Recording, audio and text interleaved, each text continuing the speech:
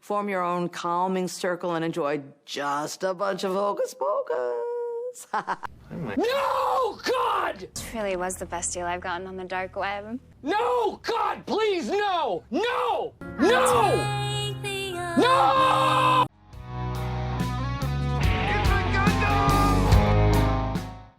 If you didn't know, Hocus Pocus is very evil, and it casts magic spells that come through the TV and do evil things to your kids. A worst case scenario is that you unleash hell on your kids. Is not. It grieves me, the thought of exposing our kids to darkness. Letting their kids watch Hocus Pocus too. I believe whatever comes in our TV screens, there are things attached to that. I have seen for myself the things that I've watched with my eyes or heard over a TV screen, they become manifested in real life. I don't know, if I was a parent today, I'd be more worried about my kids picking up a gambling addiction from XQC streams than Bette Midler turning them into gay frogs. Though it could be a possibility today. With all the chemicals they put in the water, the original Hocus Pocus is now a classic to anyone over the age of 29. A film that was fun and unexpectedly good. I mean, it was in the age when Hollywood for some reason thought Pauly Shore was a comedic genius, and most comedy films at that time, or in the era I should say, stuck to the same formula of comedic tropes and beats that even as a kid I was over at the time, and I had just discovered the joy of fart jokes. This video is sponsored by Raid Shadow Legend. Raid has taken over, and gaming will never be the same again. Raid is the first game to bring a true console level experience to your phone, with hundreds of artifacts to equip and over 600 champions blessed with unique skills. Raid has just released a super-powered legendary version of everybody's favorite champion, Death Knight. The whole Raid community has been waiting for this for a long time, and Ultimate Death Knight is everything we'd hoped for. Just look at him. Am I right, normal Death Knight? Who said that? Ultimate Death Knight has a solid kit that will help players progress through dungeons, Doom Towers, Clan, and Hydra battles. Hey everybody, Death Knight here to tell you all about the Death Knight Hunt event. Raid's giving away Ultimate Death Knight, a champion that was supposed to be an upgraded version of me, but turns out is totally not. Just a new awesome legendary champion. So I guess just log in and play 7 times between now and October 27th, and Ultimate Death Knight is yours. Great, enjoy. Enter the promo code DKRises for a ton of free items to instantly upgrade Ultimate Death Knight to level 50, 5-star Ascension, or whatever. I don't care. Back to you. Absolutely love his energy. He's got a lust for life, much like I do. And this month, Raid has just released a giant new feature, Awakening. In a brutal new dungeon, the Iron Twins Fortress. If you're good enough to take down the Iron Twins, you'll see a huge payoff. Being able to awaken your champions. Awakening your champions lets you choose a powerful blessing that can transform how they perform in battle.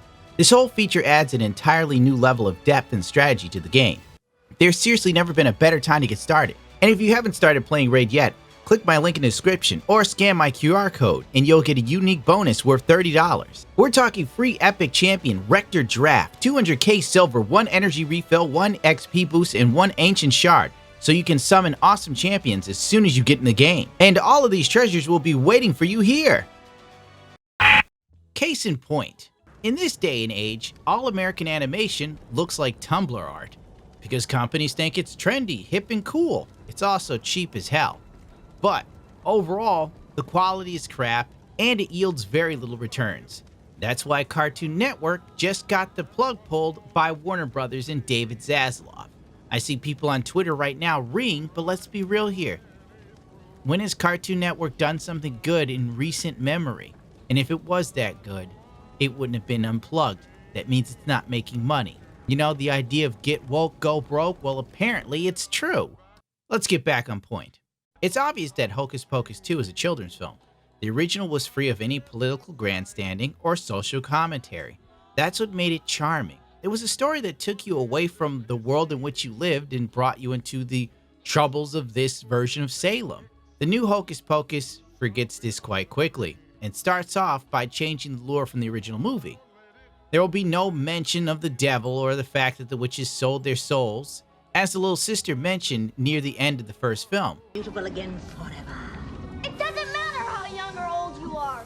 You sold your soul. You're the ugliest thing that's ever lived, and you know it! These themes could be seen as too triggering for modern audiences or too risque. You unleash hell on your kids. Oh, by the way, the Sanderson sisters weren't just evil. They were pushed into becoming witches because of the patriarchy. To marry John Pritchard. Allow me a moment to reconsider. Yes, of course. No.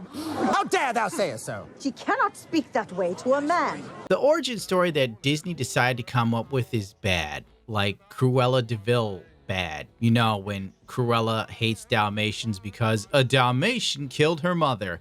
Talk about creative writing, am I right? In the original film, the witches got their Gomorrah from Satan himself. Yeah, the 90s were an edgelord paradise. And Disney was going through its renaissance. Now we live in the dismal Disney dark age, where everything is up for a reboot or reimagining or whatever else you can think of. God help us all. Hocus Pocus 2 tries to follow a similar story beat as the original, but it falls flat. The characters they establish have no adversity other than who's going to whose party. The film even has Tom Hale from Arrested Development, arguably one of the last great modern comedies we ever had. This movie didn't know how to utilize a great character actor like him, and it's sad, and at times, very cringy. Remember when Cassie would bring like 10 flashlights with us?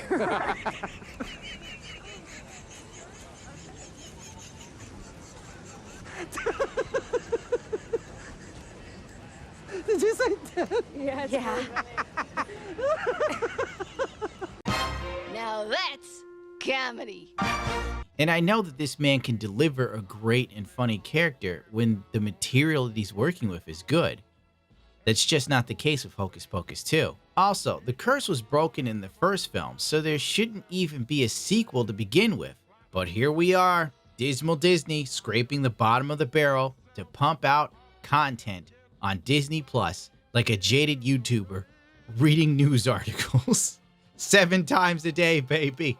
By the time you're 20 minutes into the film, of course the patriarchy comes up. What? That's it? But it's your birthday. You can't just come in here for one Christmas like it's any old Tuesday. You know, legend has it, it's on the 16th birthday that a witch gets her powers. And like most legends, I'm assuming that's based in some sort of patriarchal fear of female aging. Yeah, probably that too. Just like a woman. And then you see what I was saying earlier about political grandstanding and social commentary that mirrors our times. Everything is sexist, everything is racist, everything is homophobic, and you have to point it all out. What fun, am I right? The girls also give a little smile like it was a savage dunk on society. By the time you're 28 minutes into this cringe fest we call a movie that's completely and utterly unbearable, I would rather literally crash my motorcycle on a racetrack than watch this film. As soon as the Sanderson sisters are introduced, there's a musical number. What do we do? What do we do? What do we do? I don't know, but I literally can't stop watching them. Isn't that It's basically Elton John's The Bitch Is Back. The only way you recognize this song is if you're gay, you're into drag culture, or you're me. And some would argue all three. This is funny. He's gay. I don't know if this is supposed to be a kid's film or a movie made for middle-aged gay people. By the way, this is just one of maybe 2 or 3 musical numbers, and it just makes you wonder why. But I'd wager that Bette Midler still has stock in Disney. She probably threw her weight around, demanding more musical numbers. Oh, I had it. I'm gonna speedrun this, okay? Hocus Pocus 2 is a movie that is 25 years too late, and it suffers from Anchorman 2 syndrome, where everyone who did care no longer cares or is interested, and the people that are interested will see this and realize that the sequel is nothing more than a failed cash grab in hopes to catch lightning in a bottle twice, but they decided to strike when the iron was more than cold. It was rusted and sitting in a garage for 30-some years. Everything about this film has lost its charm. In the first film, the hero was a kid from out of town named Max, who wasn't special. He didn't have magic powers. Within minutes of the original film, you see him get robbed for his shoes. Then he has to deal with an annoying younger sibling. We can all relate. Serenity now! Whom later he's willing to sacrifice his own life to save hers. Not to mention the other cast of characters were endearing. Like, what was it, Binks the cat? Come on! Hocus Pocus 2 has none of that. It spends so much time trying to set up the characters that you take so little interest in. The female lead is painted as on the ball, cool under pressure, and quick-witted. My God, the black girl's literally Maverick from Top Gun. And she later becomes a white witch, and she defeats the Sanderson sisters. She becomes powerful just like that. Boom! She has magic powers because she just turned 16. And that's pretty much it. She's gifted her powers. She doesn't have to do any training. Very Rey from Star Wars, honest to God. And the loyal book dude leaves Winfred or Winfrey, who cares what her name is anymore, I can't remember, to go to the new girl. This book spent literally 300 plus years trying to bring this woman back from the dead. And then the book is like, nope, you did one spell I didn't like, I'm leaving you, I'm going with her. By the way, let's do a compare and contrast. I can't remember the lead girl's name because she's just that forgettable. And I'm not trying to be mean, but they left no impression. Max, on the other hand, had a Huffy bicycle. That was his magic power. Do you see the difference of the hero's journey? Even in a children's film, it shows you how far Disney's bar for excellence has fallen. Where literally, I can look back at a film that came out 20 some odd years ago and find characters endearing and remember their names. And I just watched both of these films, by the way, back to back. The male characters in this movie, and I mean all of them, are dim-witted or shockingly stupid and cowardly. See, why would we want to hang out with people that just make fun of us? I don't make fun of you guys. Yeah, you call us witches and say that we're weird. Yeah, because you hang out in magic stores and always carry around colorful rocks. And I think it's weird, but I don't make fun of you guys. Do you hear yourself? Okay, pointing out people's differences and saying that they're weird is making fun of them. Whoa. Did you, like, really not know that?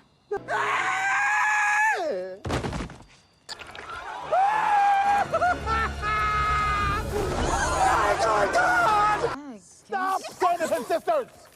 Don't worry. We're here to help. Yeah, you're a little late for that. They're gone? Oh, thank God. Oh, please! Because me and luck, we stumbled upon the village idiot. The black dude making it his life's mission to bring back the witches who eat children made little to no sense. On top of that, there's a continuity error where Winfred, whatever, said that only witches can read the book, right? The Gomorrah. So how was this black dude able to get the book to help him to make a new black flame candle to bring the sisters back to life if only witches can read and use the book?